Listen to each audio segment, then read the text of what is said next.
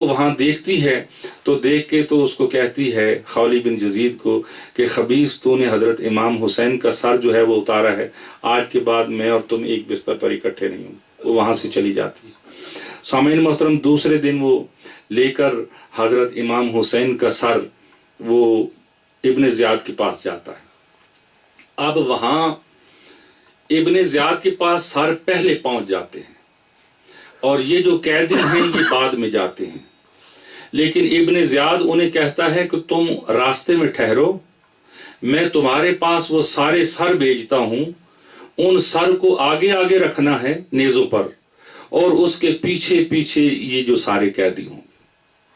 یہ اس نے اہتمام کیا لوگوں میں خوف و ہراس پھیلانے کے لیے، مگر سامعین محترم یہ ساری چیزیں اس کے خلاف ہوتی گئیں۔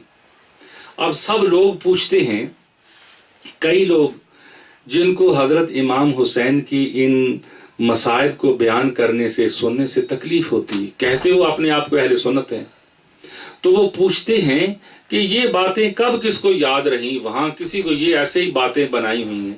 انہیں یہ سمجھ نہیں آتی کہ وہ 72 بندے شہید ہوئے تھے نا، اس میں کوئی شک تو نہیں ہے، اور یہ ساری باتیں ہوئی تھی، ایک بندے نے نہیں دیکھی، ان بندوں کے ایک ایک باتیں، ان کے سارے ڈائلاگز، ان کے سارے جواب جو ہے وہ تاریخ نے محفوظ کیے ہیں۔ وہ ابن زیاد سمجھتا تھا کہ شاید تاریخ پر اس کی حکومت ہے، مگر یہ نہیں، تاریخ کسی کی نہیں ہوتی، وہ جو ہوتی ہے وہ بیان کرتی ہے۔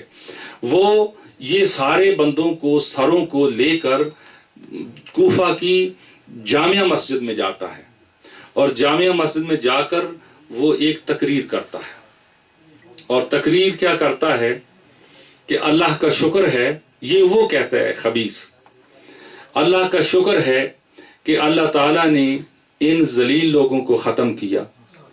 یہ اس طرح کی وہ باتیں کہتا ہے، یہ جھوٹوں کو ختم کیا، اور ان کی اللہ تعالیٰ نے ان کا ستیہ ناش کر دیا، اور جو حق والے تھے انہیں کامیابی و کامرانی حاصل ہوئی۔ اور وہاں سامعین محترم ہر دور میں، ہر وقت میں ایسے لوگ موجود رہے ہیں جنہوں نے ان کو جواب دیا ہے، چاہے ان کی گردن ہی چلی گئی۔ عبداللہ ابن عفیف ایک شخص بوڑھا تھا، وہ مسجد میں رہتا تھا، سفید ریش تھا، سفید ریش، آنکھیں دونوں ختم ہو گئی، حضرت علی کا ساتھی تھا، ایک آنکھ سفین میں اس کی ختم ہوئی، دوسری آنکھ دوسری جنگ میں ختم ہوئی، تو وہاں وہ مسجد کا ہو کر رہ گیا تھا، وہاں وہ نوافل پڑھتا رہتا، نمازیں پڑھتا۔ جب اس نے کہا، ابن زیاد نے یہ لفظ کیا تھا کہ کذاب ابن کذاب کو قتل کر دیا گیا ہے، یعنی جھوٹے کے بیٹے جھوٹے کو، یعنی علی کے بیٹے حسین کو۔ تو وہ جو بندہ تھا نا عبداللہ ابن عفیف، اس نے اٹھ کے کہا، او خبیث، کذاب ابن کذاب تو ہے، اور تیرا باپ ہے، اور وہ ہے جس نے تجھے حکمران بنایا ہے۔ اس نے کہا کہ تم اللہ والوں کو قتل کرتے ہو، نبی کے نواسوں کو قتل کرتے ہو، اور پھر نیکوں کا سے دعوے کرتے ہو، تو اس کو وہاں پر شہید کر دیا جاتا ہے۔ مگر سامعین محترم، وہ بندہ وہاں پہ زیادہ سے زیادہ 10 منٹ بھی نہیں بولا ہوگا، لیکن تاریخ میں وہ ایسا نام چھوڑ گیا، ایسی بات چھوڑ گیا کہ اگر یزید کے، اگر ابن زیاد کے الفاظ موجود ہیں تو اس کے الفاظ بھی موجود ہیں۔ آج ابن زیاد پر لوگ لعنت بھیج رہے ہیں، اور اس کی اس جواب کو لوگ جو ہیں تحسین کی نظر سے دیکھتے ہیں، محبت کی نظر سے دیکھتے ہیں۔ تو اس نے اس وقت اس نے کہا، اسے پتا تھا مجھے مار دیا جائے گا، وہ جانتا تھا کہ جو 72 بندوں کو قتل کر کے آیا ہے مجھے چھوڑ دے گا، نہیں چھوڑے گا۔ اس نے کہا لیکن ابھی وقت ہے، میں اگر اب بھی یہ بات نہیں کہوں گا تو کب کہوں گا۔ عبداللہ ابن عفیف یہ بندہ تھا۔ سامعین محترم، اس کے بعد ابن زیاد کے دربار میں وہ جاتے ہیں۔ اب ابن زیاد کے دربار میں اب جو ذمہ داری ہو جاتی ہے، حسین شہید ہو گئے ہیں، اب اس پورے قافلے کی جو لیڈر ہیں وہ سیدہ زینب ہیں۔ سامعین محترم، اس موقع پر جس کے بھائی سارے شہید ہو گئے ہوں، جس کے بیٹے سارے شہید ہو گئے ہوں، جس کے سارے رشتہ دار شہید ہو گئے ہوں، کم از کم 18 بندے تھے حضرت علی کی اولاد میں سے جو شہید ہوئے تھے. حضرت ابو طالب کی جو اولاد اس 18 بندے تھے. تو وہ کتنی باہمت خاتون ہوگی، ایک سائڈ پہ بیٹھی ہوئی ہے. تو وہ پوچھتا ہے ابن زیاد کہ وہ کون بیٹھی ہوئی ہے، وہ نہیں بولتی. ایک کنیز کہتی ہیں کہ یہ زینب بنت علی ہے. اچھا، اب وہ خبیث، یعنی ان کی خباثت دیکھو، عورتوں سے بھی کس طرح کی گفتگو کرتے ہیں. وہ زینب کو دیکھ کر کہتا ہے کہ اللہ تعالیٰ کا شکر ہے کہ اللہ تعالیٰ نے تمہیں نیست و نابود کیا اور تمہیں ذلیل کیا، تمہیں رسوا کیا، تم جھوٹوں کا جھوٹ سامنے آ گیا. یہ اس کی تاریخ میں یہ باتیں موجود ہیں، ساری تاریخوں میں یہ باتیں لکھی ہیں. سیدہ زینب رضی اللہ تعالی عنہا کا جواب آپ غور سے اگر ملاحظہ فرمائیں تو اس حالت میں بھی اس نے خوبصورت جواب دیا. کہتی ہیں کہ ذلیل وہ ہوتا ہے جسے اللہ ذلیل کرے. کہتی ہیں ہمیں اللہ تعالیٰ نے نبی کریم صلی اللہ علیہ وسلم کی اولاد بنا کر باعزت بنایا ہے. قرآن میں اللہ تعالیٰ نے ہمارے بارے میں آیت تطہیر اتاری ہے. ہم عزت والے ہیں. اور جھوٹا وہ ہوتا ہے جو فاسق ہوتا ہے، ذلیل وہ ہوتا ہے جو فاجر ہوتا ہے. وہ ہم نہیں ہیں، کوئی اور ہے. سامعین محترم، آپ اندازہ کریں کہ سیدہ زینب نے اس عجیب حالت میں، مشکل وقت میں بھی اس کو ہر بات کا جواب دیا. اور وہ اتنا اس بات سے غصے ہوا کہ اس نے چاہا کہ وہ سیدہ زینب کو وہاں شہید کر دے. تو کرنے کو کر دیتا، لیکن سیدہ زینب نے وہ بات کر دی تھی جو کرنی تھی، اور وہ بات تاریخ کا حصہ بن گئی. اسی طرح وہ امام زین العابدین کو مخاطب کرتا ہے، کہتا ہے کہ تم کون ہو، تمہارا نام کیا ہے؟ وہ کہتا ہے کہ کہتے ہیں میرا نام علی بن حسین ہے. تو ابن زیاد کہتا ہے کہ علی بن حسین کو تو اللہ تعالیٰ نے قتل نہیں کر دیا. تو وہ کہتا ہے کہ میرا ایک بھائی تھا، اس کا نام بھی علی تھا، تو اسے لوگوں نے قتل کر دیا ہے. سامعین محترم، جب حسین کا بیٹا یہ بات کہتا ہے تو دراصل وہ بات یہ بتا رہا ہے کہ کسی بھی فعل کی ایسے جس میں جرم ہو اس کی نسبت خدا کی طرف نہیں کرنی چاہیے. یعنی کوئی بھی بات ایسی جس میں نقص آتا ہو تو قتل کرنا خدا کا کام نہیں ہے. اس نے کہا میرے بھائی کو لوگوں نے قتل کیا ہے، اور پھر اس نے کہا کہ اس کا فیصلہ میں اور تم نہیں کر سکتے، اس کا فیصلہ آخرت میں اللہ تعالیٰ کے ہاں ہو جائے گا. اللہ تعالیٰ مجھے بھی اور میرے باپ کو بھی اور میری ماں کو بھی، ان سب کو وہاں جمع کرے گا، اور تجھے بھی جمع کرے گا. وہاں جو فیصلہ ہوگا دیکھا جائے گا. تو سامعین محترم، اس سے کوئی بات نہیں بنتی تھی. اس کے بارے میں آتا ہے کہ وہ اپنی چھڑی سے حضرت امام حسین کے دانتوں کو کھٹکھٹاتا ہے. تو وہاں حضور سید عالم صلی اللہ علیہ وسلم کا ایک صحابی زید بن ارقم، جو لوگ حج پہ یا عمرے پہ گئے ہیں، وہ جہاں صفا مروہ صفا شروع ہوتا ہے ادھر دروازہ لکھا ہوا ہے باب ارقم. وہاں ارقم کا گھر ہوا کرتا تھا. وہ گھر تھا جس میں نبی کریم صلی اللہ علیہ وسلم نے سب سے پہلے تبلیغ شروع کی تھی. اس گھر میں ہوتی تھی. وہ زید بن ارقم تھا. اس نے کہا کہ اس چھڑی کو یہاں سے ہٹا لے. میں نے نبی کریم صلی اللہ علیہ وسلم کو سینکڑوں بار ان ہونٹوں کو بوسہ دیتے دیکھا ہے. اور وہ کہتا ہے ابن زیاد کہ اگر تو بوڑھا نہ ہوتا تو میں تیری گردن مار دیتا، کیونکہ ان کی عمر کافی زیادہ ہو گئی تھی اس وقت. تو سامعین محترم، وہ غصے سے یہ بات کہتے ہوئے دربار سے نکل جاتے ہیں کہ اے لوگو، تم نے ذلیل ابن ذلیل کو اپنا हाकिम बना लिया है, ये तुम्हारे नेक लोगों को कत्ल करता है और तुम्हारे बदों को जो है वो बड़े बड़े मकाम देता है, और वो रोते हुए वहां से निकल जाते हैं। यहां भी सामने मोहतरम देखें कि उसके खिलाफ बोलने वाला बंदा मौजूद था। अब वहां से हजरत इमाम हुसैन मदीना में तकरीबन 4 महीने रहते हैं, और यहाँ जो आपका होता है 10 मुहर्रम को आते हैं, 12 मुहर्रम को आप कूफा में पहुंचते हैं।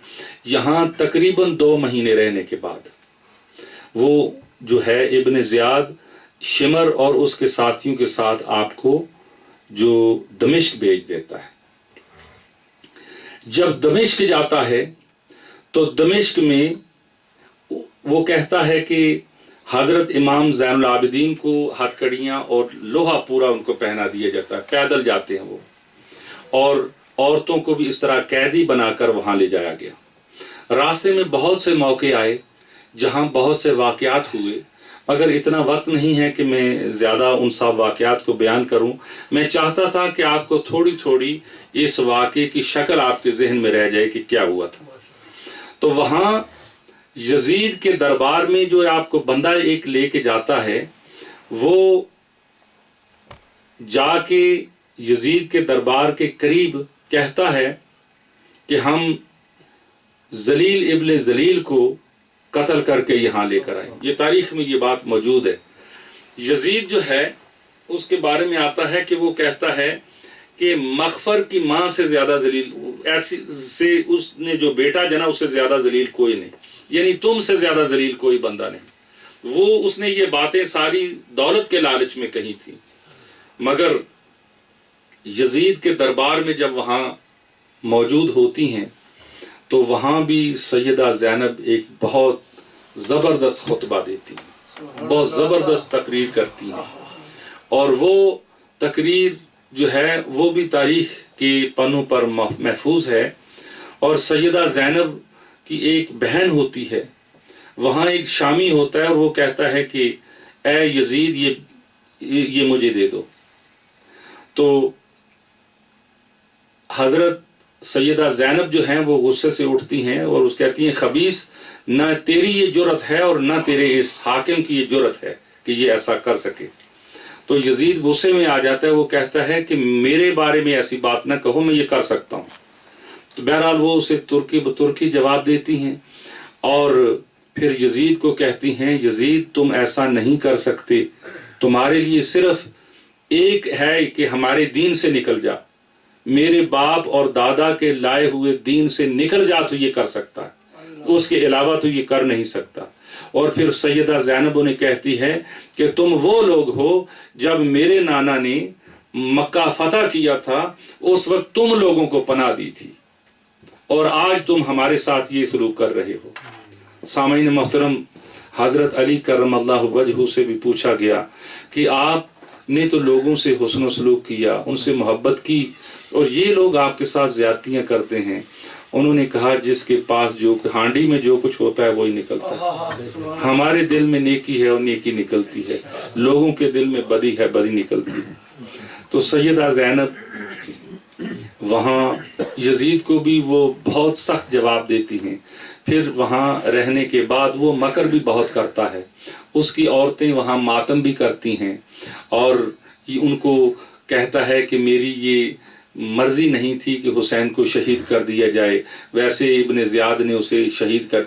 अब वो सोचता था कि ये काम गलत हो गया है, अब उसको वो चाहता था कि किसी सियासी पॉलिटिक्स तरीके से उसे हल कर दिया जाए, मगर ये उसकी रजा से सारा हुआ था। अब जो लोग कहते हैं यजीद की मर्जी नहीं थी वो गलत हैं, क्योंकि अगर उसकी मर्जी नहीं थी तो इब्न ज़ियाद को उसने कायम क्यों रखा?